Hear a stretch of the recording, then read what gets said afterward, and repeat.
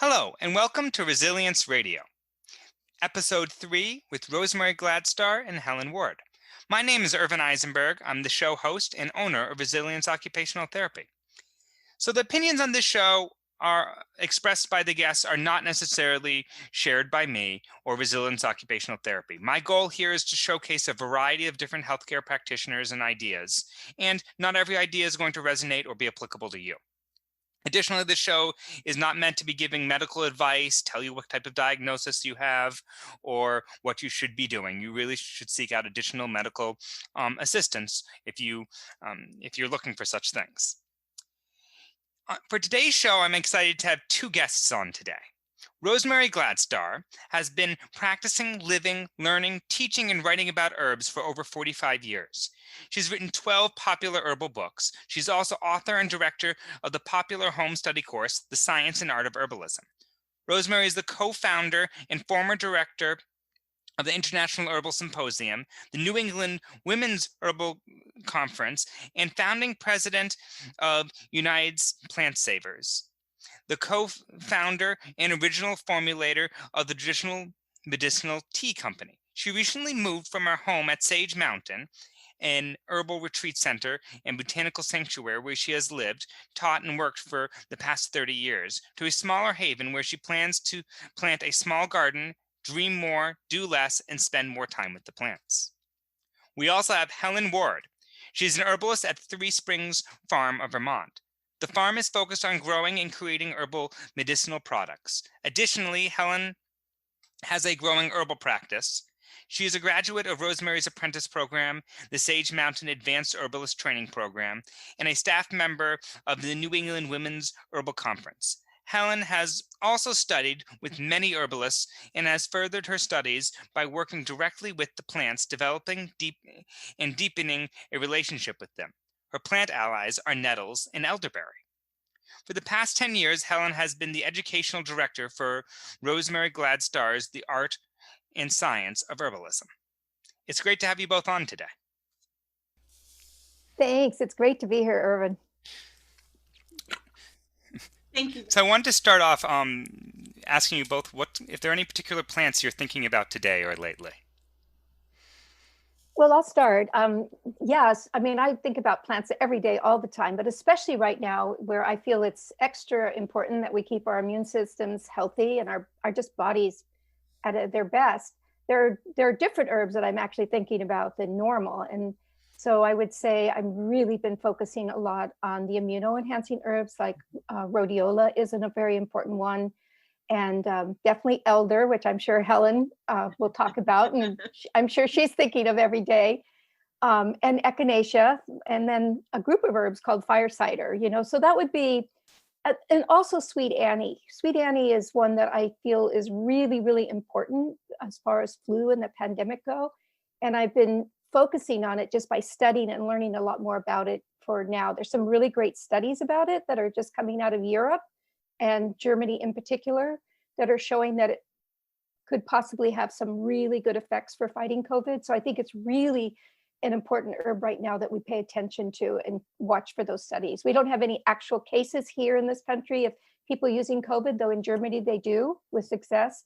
So just paying attention to that one. I'm watching it and reading about it and studying it and actually keeping it out of my counter. So when I go out during the, if I have to go out into the world, it's one of the herbs that I take a little bit before I go out. Yeah. I would add to that, I think in this moment, the adaptogens also, Rosemary. For myself, I too am doing the immune herbs. Elderberry is a big ally of mine, fire cider. I've incorporated dandelion on a daily basis because it keeps me grounded and rooted for myself. I love her resilience and how we can continue to try and knock her down and she comes up bright and and just stay so rooted, and also the other adaptogen herbs. Tulsi is a good one for that I love personally, and there's plenty of others, the medicinal mushrooms as well. I agree totally. So I wanted to give you both an opportunity to define herbalism for the listeners. Helen, why don't you start with this one? Herbalism to me is the tradition of working with the plants and understanding the gifts, healing, and well-being, as well as really having an understanding and connection with the plants and being in right relationship with them.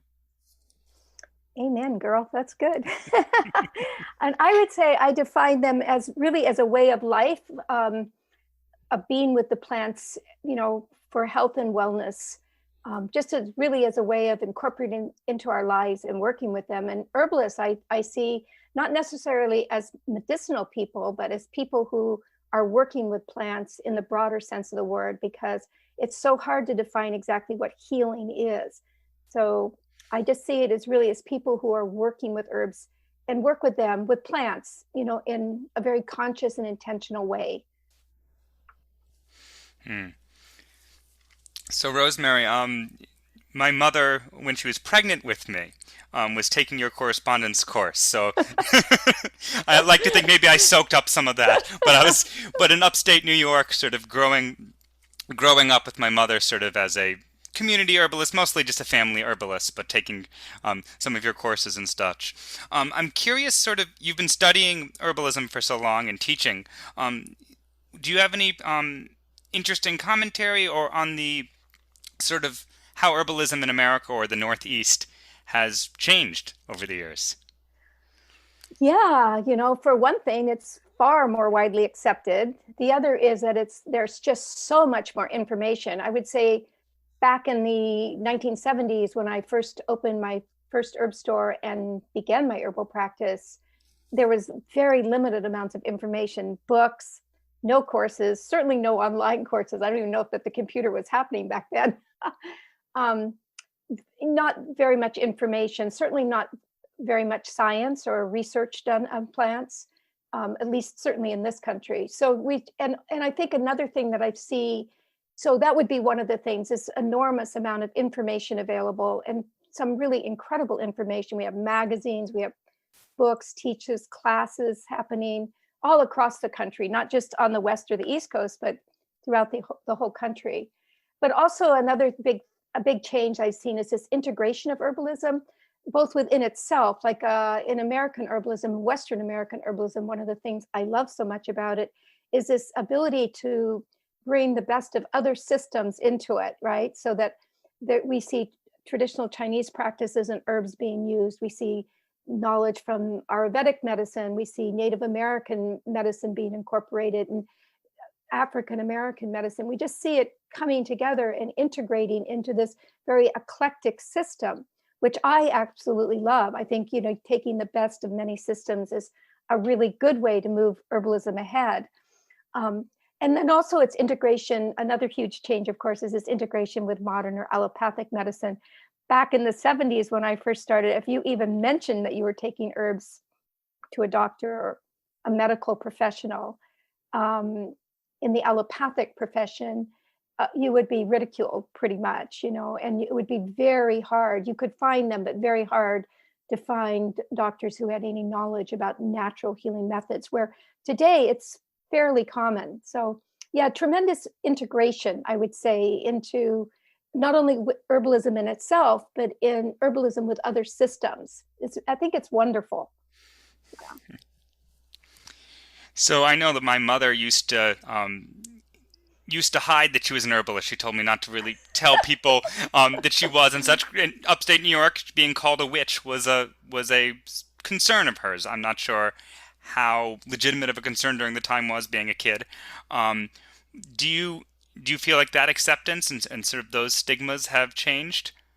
Well, with most of America, yeah. In fact, it's for young people, like teenagers even, and the young adults, it's like the cool thing. You tell people you're working with herbs now, and they're like, oh, they start really telling you about all their problems, right? So it's become very widely accepted. And it's true, for your mother, it was a very different time. And just as an aside, I think that for a lot of herbalists, women especially, early on, there was a fear. And I think some of it's just genetic. It goes back past our lifetimes, when people were persecuted for using plants and healing, because it was considered knowledge that wasn't, that women weren't supposed to have. So some of that, I think, because I've heard that from a lot of other people, But I would say it has changed dramatically these days. And your mother's just she was one of the leaders of this ever-growing movement that's incredibly, you're popular to be in today. So yeah, it's a good time for herbalists. So I've noticed that you and many of your students wear the bone, I think it's bone, moon necklaces. Ah. And I've heard, I don't know if this is a true interpretation of that, but that it was a method of being able to identify. Yep, I see you both have yours on there. I didn't see them at first. Always. Is that, well, I had heard that is a way of identifying each other, and maybe during some of that sort of time when you wouldn't always say that you were an herbalist, but I don't know if I'm reading too much into that story, and I'd love to hear straight from you. What's the story behind that pendant? Yeah, well, that's an interesting version for sure, but it actually isn't the truth at all. It just basically because early on, when I first started teaching herbs, I had a young student, and when she graduated and went on to study herself, and then she started offering her own apprentice programs, she had invited me to the graduation class of her first graduating students, right? And I went. I was living in Vermont at that time. I flew back to California for it because I recognized the importance of lineage. I had been taught by my grandmother and had taught all these people who were now teaching. And at the end of the class, just for a gift, she gave me this moon. And the minute I opened the box and saw that moon, I saw it as a symbol of herbalism. I saw, because to me, it represented the feminine side of herbalism, of healing, and how it's always changing, how we have little control over it, that it's really about trust. And, just there's a lot of symbolism in what the moon is. And then also was made from bone. You're right. It was carved out of bone.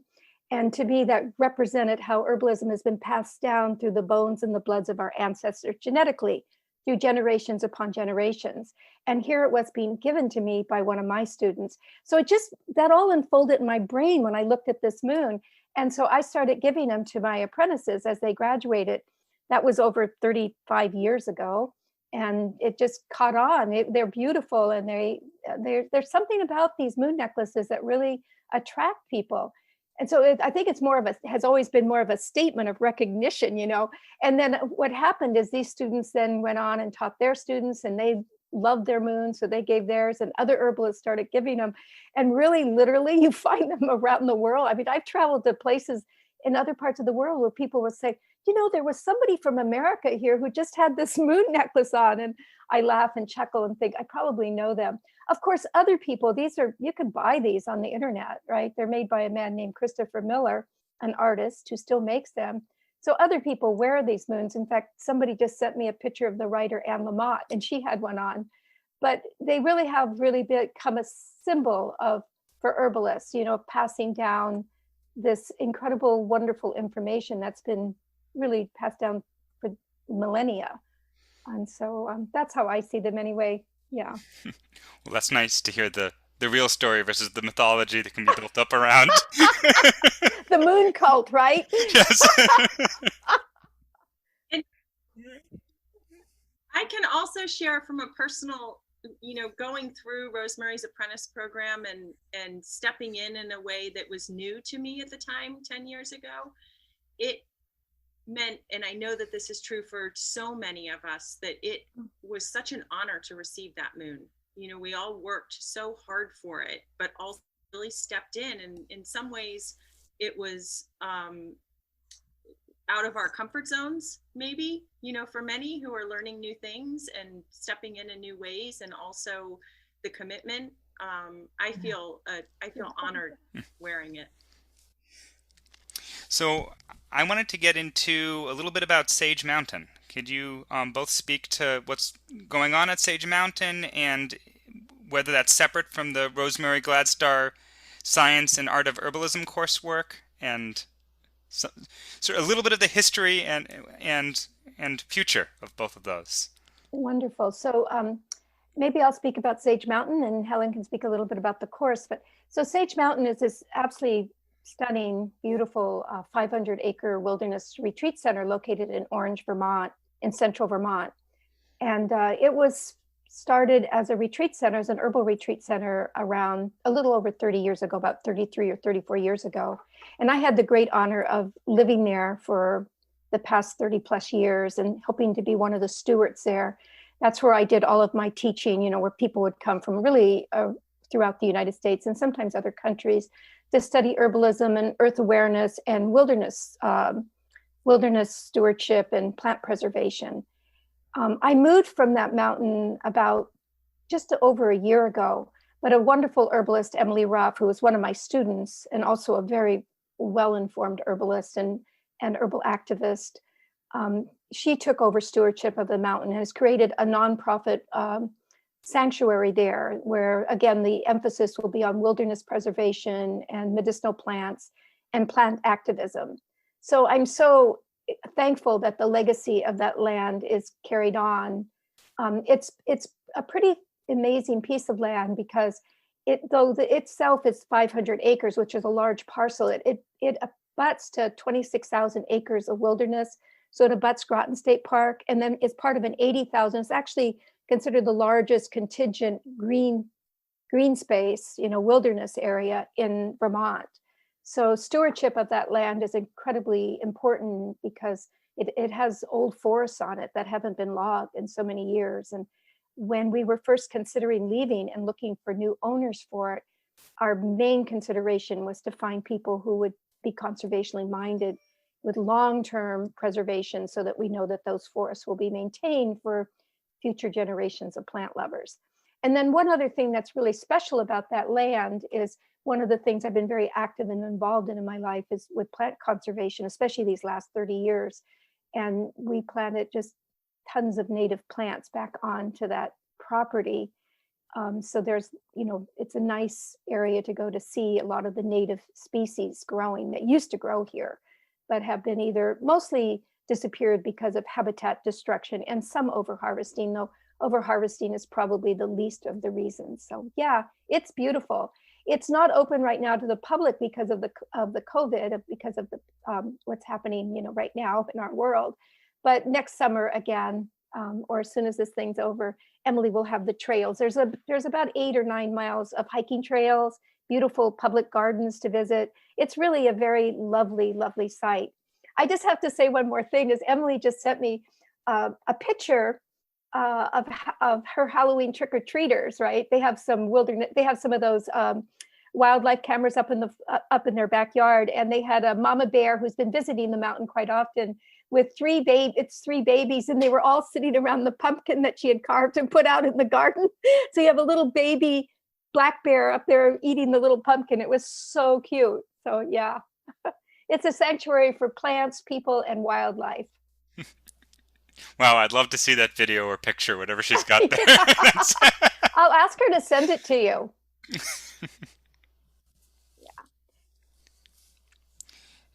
And Helen, would you speak a little bit to the curriculum? Absolutely. The Science and Art of Herbalism is Rosemary's home study course. We have an online and a print version, and a combination of both for our students. It's 10 lessons that she created, and each lesson goes through a different system of the body and really teaches her students how to use herbs and really empowers them to be able to have their own self-care for themselves, their family members, community, and it's really a beautiful course. Many of our students, the benefits of the online version that we found is that they, even though it's a long distance study course, that they feel really empowered and connected to all of us. Rosemary, do you want to speak to inspiration of starting the course? So I started this course. Especially the online part has been updated a lot, and new information always continuously added. But I started this course back in the early 1980s, before there were any other home study courses really available in this country. And I started it because I was teaching at a school that I had founded out in California, and had students that were coming from all across the country, but there were so many students who weren't able to come. And I just wanted to offer them these teachings. So I started it back then, and it just continually has grown over the years. And what's really exciting is to see that there are so many wonderful courses available. This is one, and of course, Helen and I are very fond of this, and so are the hundreds or thousands of students that have taken it. But I wanted to just add to what Helen said. I think one of the things I love the most about this course is that it really empowers the students to think for themselves. So we present all the foundational things that people should know about plants, including health freedom rights and plant conservation, as well as how to use the plants for everyday wellness and health and healing. So that's all in there. But really, it's not about here's one way to do it. It's here, to find your way of relating, to create this really deep personal relationship with the plants. And it doesn't seem possible to do that with an online course, but it works because we have thousands of students who write back and say how their lives have been changed by the course, but really by their interaction, by their knowledge of the plants, by getting to know the plants. And right now, there isn't an in-person component. I was teaching for many, many years at Sage Mountain, as I mentioned, and a lot of my correspondence course students would come to the courses. But right now, the online course is the main way I'm teaching. That may change again. I may start teaching, once the pandemic's open, but maybe not. I'm heading into my mid 70s, and I still love herbs and I still love working with people, of course, always. But it's also nice. I'm at a point in my life where I'm really ready to spend a lot more time with the plants. So the home study course is a great way for me to continue to work with people and to share the knowledge and, to have that link between people and the plants. So. What about you, Helen? Are you doing in-person teaching, or were you doing before pandemic? I was.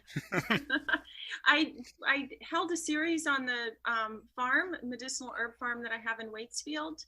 I used to do a lot of middle school and high school classes, and also community classes for adults, which I loved. Basic herbal medicine making, plant walks with the kids. We did a summer series, but for now, I'm not doing that. I will next summer. I look forward to it also. So you guys have touched on this a little bit, but I'd be curious to hear, as far as the curriculum, what both of your roles are now and how you plan on having that potentially shift in the future. Great. Yeah, so I'll maybe answer that. So Helen is our educational director of the program. She does far more than that. Like, she does a lot of the logistical details as well, but her main role is to interact with the students, and she answers a lot of the questions or forwards them to the teachers who can. So she has a one-on-one role with the teacher. She oversees helps with the curriculum as well, and just helps the students through that.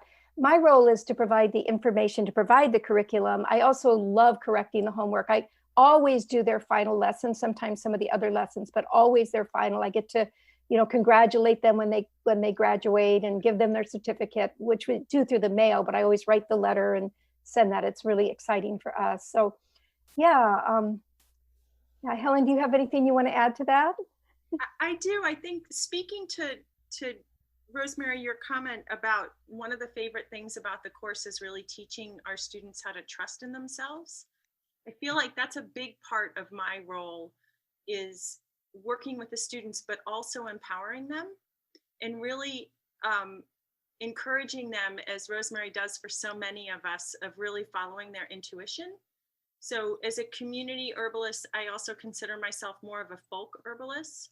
And really, there's an example recently I would love to share with you of one of our new students who called, and she was really stuck. She was having a hard time. She loved reading the lessons, but she was having a hard time understanding the kind of research work for each plant and the materia medica, and then formulating.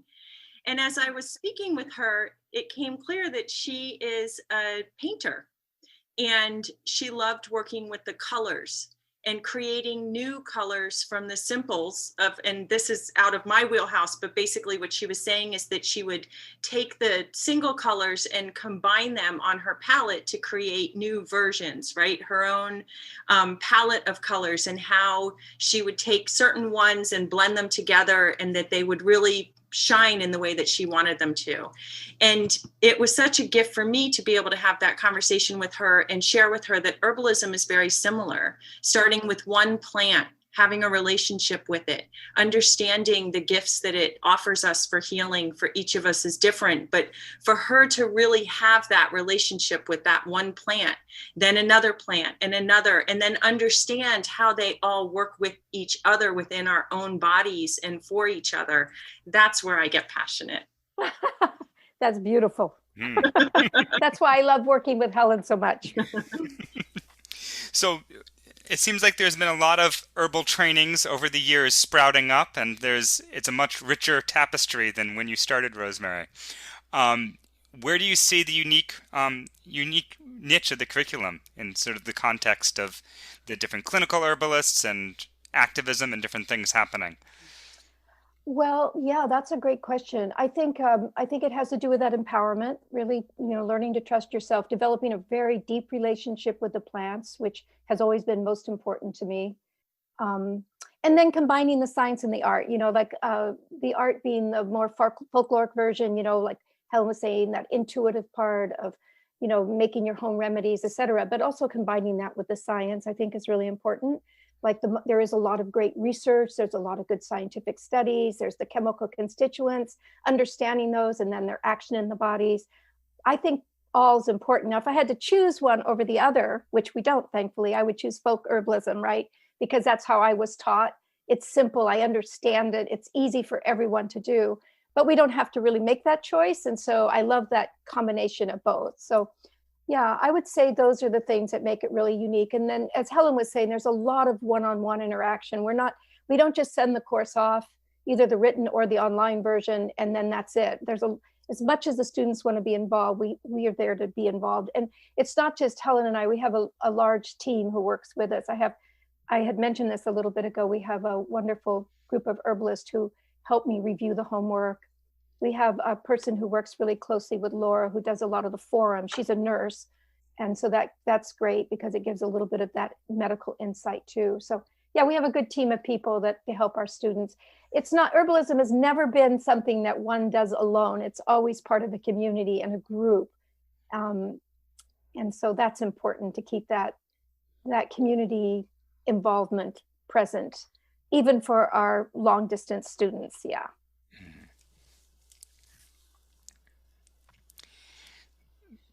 So I wanted to talk with you a little bit, Rosemary, or hear from you about who your teachers were and how you got into herbalism originally. Oh, yeah. Thank you, Irvin. I just love the history. So I was what I consider one of those lucky children. I was so fortunate, like you were, Irvin, to have a grandparent. Actually, my grandmother, Mary, who was an herbalist, she was Armenian, and she had come here right after the Armenian genocide. And when I was growing up, she always lived close to us. So we lived just, in the next town over. She would always tell us that it was her faith in God, because she was so deeply religious, and her knowledge of the plants that saved their life. And she meant that literally, because she was a survivor of the Armenian genocide. And it was really knowing the plants that helped them survive. And so I think she partly felt it was her religious duty to teach us. So it wasn't like a formal training by any means. It was the way that people used to teach, here's this plant for this, you can use this for that. And also I was fortunate, I grew up on a very small dairy farm. So back in the 1950s and 60s, that meant that you were poor. And so, which I always look at as pretty fortunate for us, because it meant my parents couldn't afford to take us to the doctor. So they relied on home remedies. And we just grew up with that as sort of accepted, both because of my grandmother, but also because of our lifestyle. And also living in such a beautiful place as Sonoma County, which was just a plant lush place to grow up. I just was surrounded with the plants, and I would say it like this: I'd hear them talking to me when I was young, and rather than that being discouraged, it was encouraged by my grandmother, right? And so that love stayed with me as I grew. And then I was really fortunate to become in contact with some wonderful elders who became teachers of mine, one being Juliet de Berkeley-Levy, who I met through her books and then through a pen pal, a long-term pen pal relationship with her. And she was really one of the great herbalists of our time. She passed away at 99, just a few years ago. She lived to be 99 years old. She wrote many books. She really influenced a whole generation of herbalists, myself included. And I had the good fortune to meet her when I was in my late 30s, and then was able to spend a lot of time with her from that point until she passed away. So through my life, I feel like the plants have been my primary teachers, yes, but I've been fortunate to work with some very incredible elders, and including native elders, that really helped me learn a deep respect of the plant world and of the earth, to really rever them as living beings and not just, substances that we take for when we're sick, but that really they are to be revered and acknowledged as living beings with great power and force. And so I'm really thankful for all of my elder teachers. And then finally, when it's still quite young, I was in my late 20s, I started an herb school with the whole idea of bringing herbalists together, and also because I needed to learn more. We're talking about a time there wasn't a lot of information. I was smart enough to know how little I knew, and the best way to learn was to bring people to me who could teach. And so I did start this herb school, which has continued on. It's actually still a very renowned school and has gone on to train really literally thousands of clinical herbalists and community herbalists. But I brought contemporary herbalists my age, but who knew more than I, or knew different things than I did, and they would teach there. So some of the great herbalists of our time would come there and teach, and I got to learn from them. I just sat in the class and listened and learned and developed deep friendships with these people. So I was smart in that way. I knew how little I knew, and I knew where to go to learn. So yeah. And what was the name of this place? The California School of Herbal Studies. It's located in Sonoma County and is really recognized as the oldest continuous herb school, and still one of the better herb schools in this country. Yeah. Wow, sounds like a great place. It's a great place, yeah. It's really beautiful. It's still located on the little farm that it was. It's a place called Emerald Valley. It was also a botanical sanctuary. Back in the late early 80s, I had a little sign there that still hangs. It said Emerald Valley Sanctuary for People, Plants, and Wildlife. Yeah. Did I answer all your question? I started wandering there. Oh, not a problem at all. I think so. So Helen, are you working on any new projects or studies these days? What's in the future for you? The future for me personally, or for the both. Course? We have for both. I actually am taking 2 classes. Well, one thing that I'm personally interested in and love is energy healing and energy work. And so this winter, I will be diving in a little more deeply with my teacher and my own personal curriculum, which I'm excited about. And for the course, we have some really exciting new things that are coming. We're going to be launching in the spring. I think it's okay to share. Yeah, Rosemary. It's good. It's exciting. Rosemary and Donna Winston are combining their sweet beauty of putting together a nursing course, which will be offering continuing education credits for nurses. And then we also will be launching a membership program, which we're excited about. Oh, some great things coming up. So Rosemary, could you tell us a little bit about Plant Savers and your role in that? Oh, thanks, Irvin, for asking. I think really of the things I've done in my life, United Plant Savers is one of the things I'm personally most proud and pleased of. So it's been over 25 years ago now that it was founded, but before really United Plant Savers came about, there wasn't a lot of concern or information or knowledge about medicinal plant conservation. We certainly have fabulous organizations that are devoted to wildflower conservation, but within the herbal community, the conversation really didn't come up very much. And really it had to do with my just observing. It was shortly after I moved to New England, and I was living, for the first time, I was living in an area where many of the plants that I had been using in my practice and were selling in my herb store were native to the eastern seaboard of the United States. So many of the herbs that are foundational herbs for people are from this seaboard. And that's not because necessarily there aren't just as many good plants growing in the Midwest or that are on the East Coast, or excuse me, on the West Coast. But you have to remember that this was where the settlers first settled. This is where the interactions with the native people happened the most healthily before what I call the genocide began, right? The kill off of these native people. So information was still exchanged. So there we have a very rich materia medica, or the herbs, that were based on this entire eastern seaboard. So I was really excited to meet some of these herbs for the first time in person, rather than, in dried herbs in my herb shelf. And I lived in a prime place. So I lived in a high elevation, but many of the plants were native to that area. And the first few years, I began to realize that they weren't here. And when I'd find them, many of them were not living here anymore. They had been either moved on because of habitat destruction, or had been over harvested. They just weren't here. And it took me a few years, like about 4 or 5 years, before I really realized that I wasn't going to find ginseng or golden seal or stands of black cohosh in these woodlands. And I always tell this story because it's an important part of how United Plant Savers was formed. I was out walking in my woods one day and just wondering, why aren't these plants here? And I literally heard, like a voice saying, we're not, and you need to plant us back in the woods. Well, of course, in my kind of ignorant way that I do things, not always very well informed, I jumped right into it without knowing what I was doing. But the big thing that I did do that was so important is I started talking to other herbalists. And right around that time, we were hosting the International Herb Symposium, which is a large event that brings herbalists from all throughout the United States and other parts of the world. And I actually planned a meeting at that gathering with about 20 of the herbalists who were well informed, who really worked with plants and were out in the woods and making medicine with them or wildcrafting.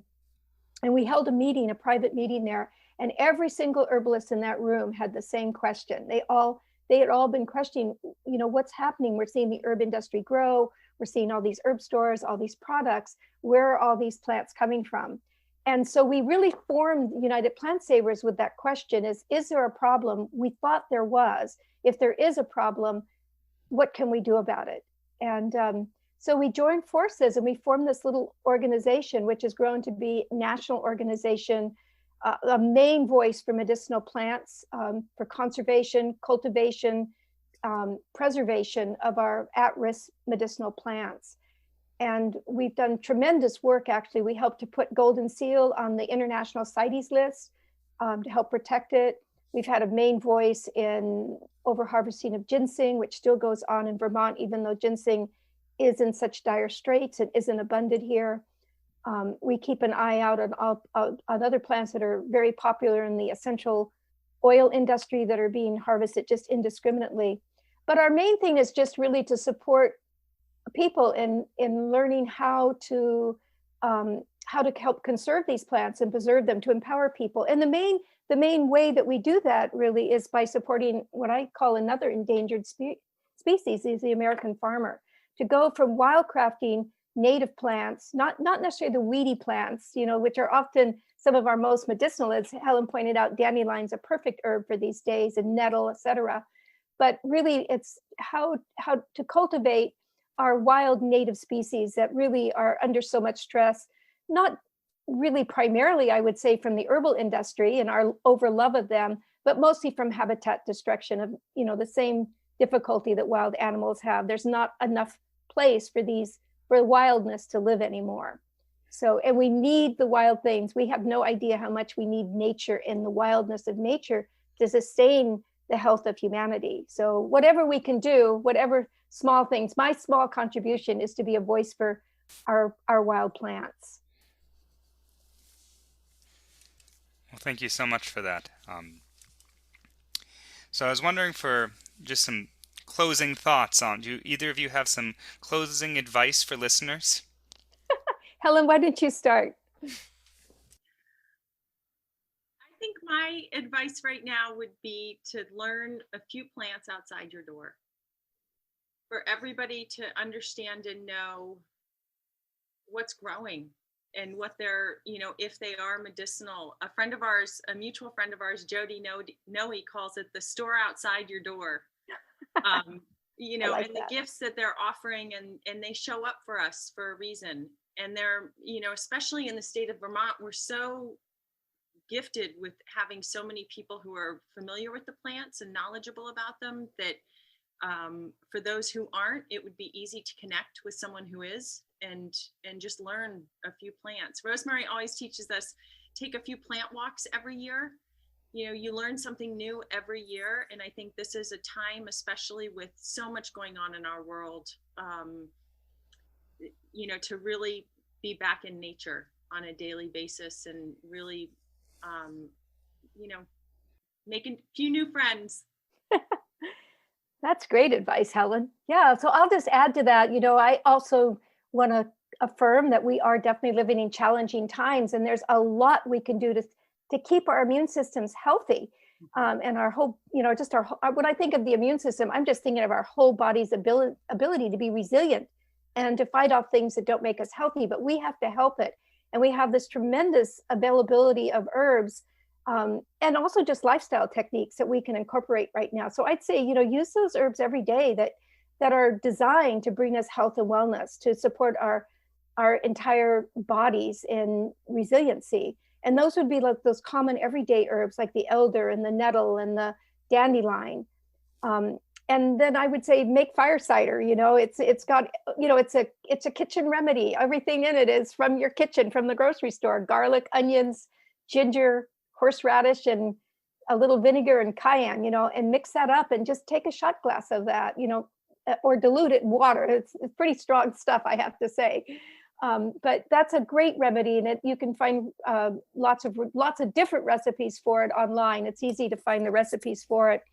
But yeah, you know, we're taught right now to, and I think these are really incredible suggestions. You know, wear our mask, wash our hands religiously, social distance, but we're never reminded that we have these plant medicines that people have used for generations through previous plagues, which we've had, you know, throughout history. And they've used these plants to keep healthy. Garlic is just a major herb. You know, everybody should have a big bowl of garlic on their shelf, their kitchen shelf, and every day just chop some up and, you know, mix it with a little honey and take that, or mix it in your cooking, you know, just put it in your fire cider. It's one of the main ingredients in fire cider. So just using these everyday incredible herbs to really keep us healthy and empower us so that we feel empowered, which is, you know, partly how we stay healthy, is stepping away from the fear that we are being fed with and stepping into our empowerment to know that we can help ourselves right now, you know, and there are things that we can do. They don't necessarily mean that we won't get the flu, and possibly that, you know, they won't protect us against completely, you know, everything out there, including COVID, but they do keep our bodies healthier and more resilient. So that's been proven. So just make up a favorite blend. I also, if I could just add one thing too, some of our most potent antiviral, antimicrobial, antibacterial herbs are in your kitchen closet. Don't forget thyme, oregano, marjoram, clove, and rosemary. You know, those herbs are in your kitchen closet for a reason. They don't just flavor food; they keep us really healthy. So, you know, use those abundantly. They even taste good as teas. You know, pungent teas. They're like a very pungent kind of savory tea. So, yeah, that would be my advice. Well, thank you. That was great. Well, I don't know about you guys, but I had a lot of fun today. Thank you. Thank you. Yeah, thank you so much for your time. Thanks for inviting us, Irvin. That was really sweet of you. It was a real honor having Rosemary and Helen on today. If you enjoyed this show as much as I enjoyed taping it, please like it on the podcatcher of your choice. Maybe leave me a review of some sort and share it with a friend. You've been listening to Resilience Radio. Take care.